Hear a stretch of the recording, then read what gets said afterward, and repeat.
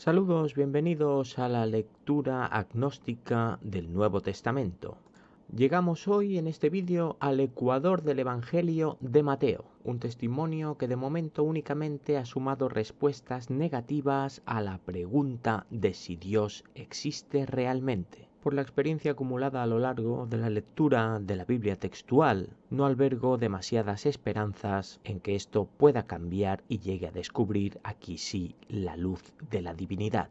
Aunque habiendo alcanzado ya la mitad del camino de Mateo, creo que por respeto a todos mis seguidores, lo correcto será llegar hasta el final. Evangelio de Mateo, capítulo 15. Lo que contamina al hombre. Entonces se acercaron a Jesús unos fariseos y escribas de Jerusalén, diciendo: ¿Entonces cuándo? Pues entonces. ¿Dónde? No lo sabemos. Estábamos en el capítulo anterior en Genesaret, pero ahora se acercan unos fariseos y escribas de Jerusalén. Veamos qué es lo que han venido estos a decirle directamente a Jesús. ¿Por qué tus discípulos quebrantan la tradición de los ancianos? Porque no se lavan las manos cuando comen pan. Esta es la queja de estos funcionarios y fariseos que han venido desde Jerusalén para decirle esto a Jesús.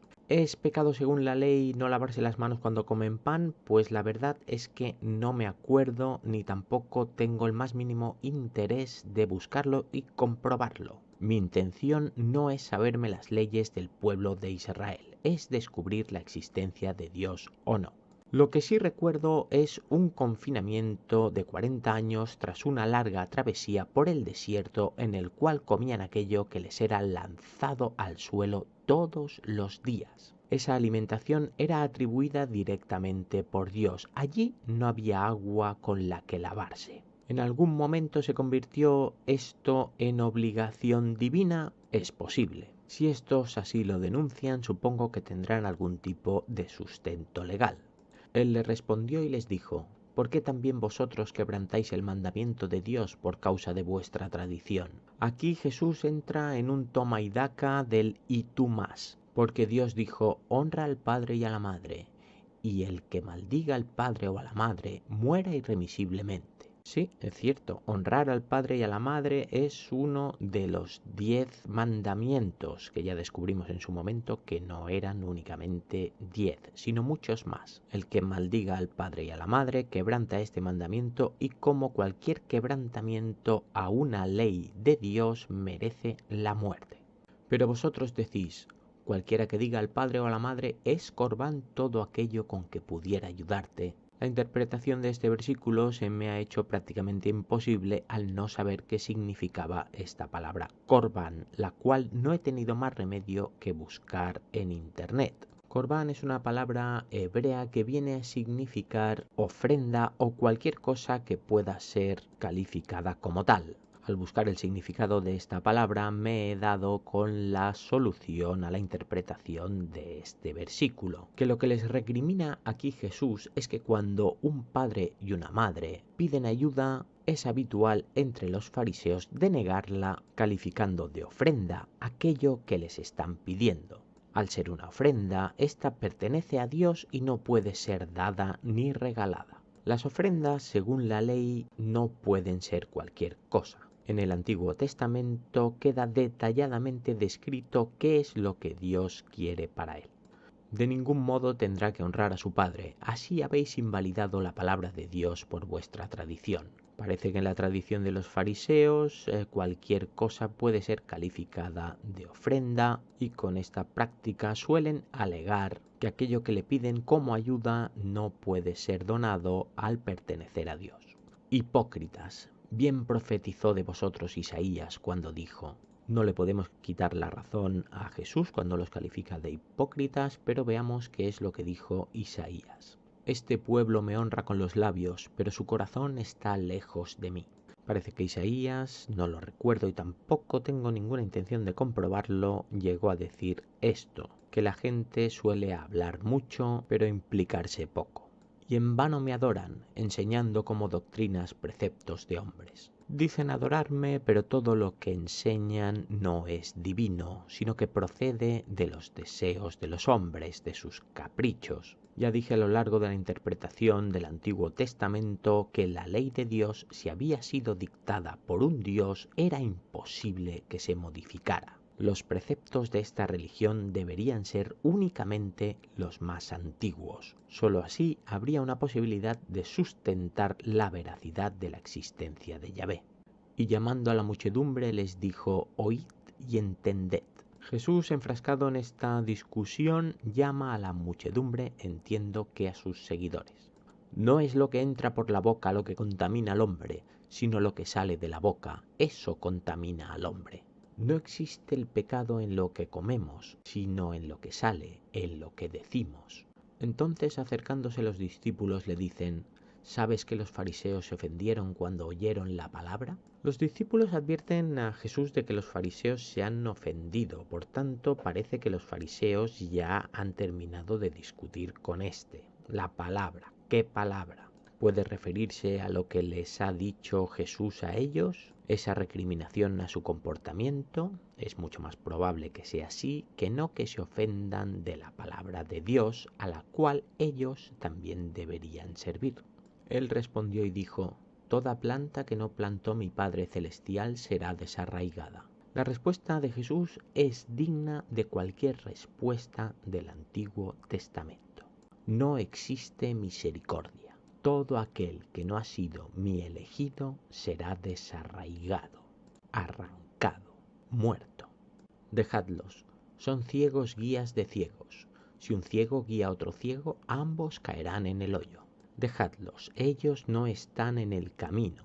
El camino es la obediencia a la ley. Todo aquel que le siga, todo aquel al que convenzan, caerá en el hoyo, caerá en el pecado, su perdición. Tomando la palabra, Pedro le dijo: acláranos la parábola. Este, repito, es el favorito de Jesús, aquel que no entiende ni una sola palabra de lo que le dice su maestro. Él respondió: ¿también vosotros estáis aún sin entendimiento? Pues él responde, veis, con una pregunta. Parece que se extraña de lo foquete que es todavía Pedro. Pedro como representante de los demás discípulos. Aquí nadie ha entendido nada. ¿No entendéis que todo lo que entra en la boca va al vientre y es echado en la letrina? Todo lo que entra en la boca es aquello que nos alimenta. Nuestro cuerpo aprovecha todo lo que le es útil y lo demás es expulsado en aquel lugar donde nadie quiere acercarse.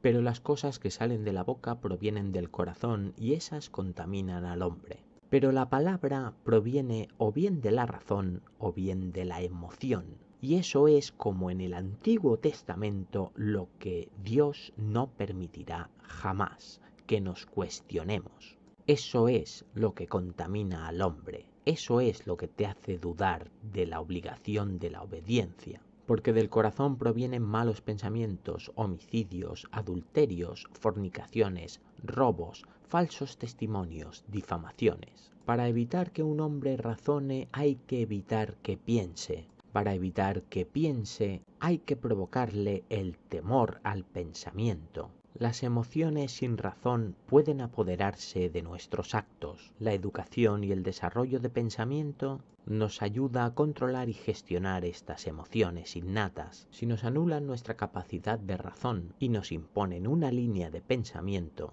pueden hacer uso de estas emociones nuestras para provecho de otros. Jesús no tiene ninguna intención de enseñar cómo gestionar estas emociones, sino de utilizarlas para causarles temor. Ser así, como hicieron sus antepasados desde Moisés, como pretende conseguir el control de esta multitud.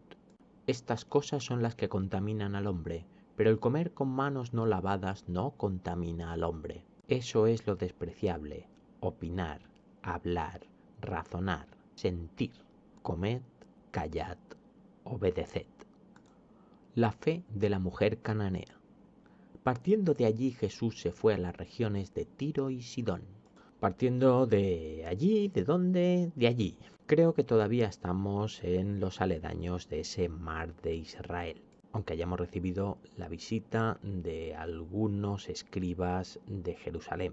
Desde este lago Jesús se va hacia el norte, hacia Tiro y Sidón, o lo que es lo mismo, abandona la tierra prometida. Y he aquí una mujer cananea que había salido de aquellos confines clamaba diciendo: «Ten compasión de mí, Señor, hijo de David, mi hija está horriblemente endemoniada». Nos encontramos con Jesús fuera, hemos dicho, de los límites de la tierra de los hijos de Israel. Por lo tanto, todo lo que no está en sus tierras son calificados como extranjeros y probablemente, como siempre, enemigos. De repente aparece una mujer cananea, curiosamente de la nacionalidad más despreciada a lo largo del Antiguo Testamento junto con los egipcios. ¿Y esta cómo se dirige a Jesús? Pues ni más ni menos del mismo modo que le ha interesado a Mateo presentárnoslo desde el principio de sus escritos, como el heredero al trono de Israel, hijo de la estirpe de David. Pero él no le respondió palabra. Entonces, acercándose sus discípulos, le rogaban diciendo: «Despídela, que grita detrás de nosotros». Jesús parece despreciar a esta mujer, posiblemente por ser cananea. Pero sus discípulos, al verse molestos por la presencia de esta y sus gritos, le aconsejan que haga algo. Él respondiendo dijo: «No fui enviado sino a las ovejas perdidas de la casa de Israel». Como podéis comprobar, no es que mi interpretación sea contraria a los designios de Jesús, ni al reconocimiento de éste como Dios de todos. Es que literalmente sus versículos no dicen otra cosa. Él solo ha sido enviado para las ovejas de Israel, para el pueblo elegido. Pero ella, acercándose, se postraba ante él diciendo: «Señor, ayúdame». Pero ella sigue insistiendo. Él respondió y dijo: «No está bien tomar el pan de los hijos y echarlo a los perros». Cuidado, porque aquí nos podríamos sentir un poco como los discípulos. ¿Qué ha pretendido decir él con esta comparación? El alimento de los hijos. Los hijos de Jesús son los hijos de Dios, los hijos de Israel. Él está aquí para servirle únicamente a ellos. Su poder pertenece únicamente a los suyos, y de usarlo para ayudarla a ella, según el criterio de el Mesías Salvador, sería comparable a alimentar a los perros con el pan de tus hijos. Pero ella dijo: «Sí, Señor, pero aún los perros comen las migajas que caen de la mesa de sus amos». Pero ella, ante la necesidad, se humilla y se ofrece como servidora, dirigiéndose a él como a su amo, del cual, reconociéndose exactamente como aquello que ha dicho Jesús, un perro, aceptará incluso sus migajas. Entonces, respondiendo Jesús, le dijo: «Oh mujer, grande es tu fe, hágase contigo como quieres». Y su hija quedó sana desde aquella hora. Jesús, ante esta demostración de obstinada fidelidad, decide, como tantas veces hemos destacado antes ya, sumar. Da igual de dónde provengas. Si estás dispuesto a servirme, serás de los míos. Su hija, de la que no sabemos qué tipo de dolencia sufría, quedó sanada. Jesús sana a muchos. Y pasando de allí, Jesús llegó junto al mar de Galilea, y subiendo al monte se sentó allí. Pues hasta aquí la excursión de Jesús por las tierras de Tiro y Sidón. Ya ha vuelto de donde venía, al mar de Israel, el mar de Galilea, el lago Genesaret, y se acercaron a él grandes multitudes, que traían consigo cojos, lisiados, ciegos, mudos y muchos otros, y los pusieron a sus pies y los sanó. Únicamente recordar que estos milagros de sanación ocurren, porque así lo dice Mateo, para demostrar el poder divino de Jesús, ya que todo aquel que es obediente a la ley jamás enferma. Por lo tanto, lo que hace Jesús es sumar, aunque sean lisiados. Repito, según Mateo, todo aquel que acepta obedecer los mandatos de Jesús, el cual es Dios, porque sin ser Dios no podría optar al trono de David, todo rey de Israel es divino, será automáticamente curado, que es el equivalente a que será automáticamente libre de pecado. Y la muchedumbre se asombró al ver a los mudos hablando, a los lisiados sanos, a los cojos andando y a los ciegos viendo, y glorificaron al Dios de Israel. Bien, pues este es el milagro de Jesús según el testigo sincero de Mateo. Alimentación de los 4000. Llamando entonces Jesús a sus discípulos dijo: Siento compasión por la muchedumbre, porque ya hace 3 días que están conmigo y no tienen que comer, y no quiero enviarlos en ayunas, no sea que desfallezcan en el camino.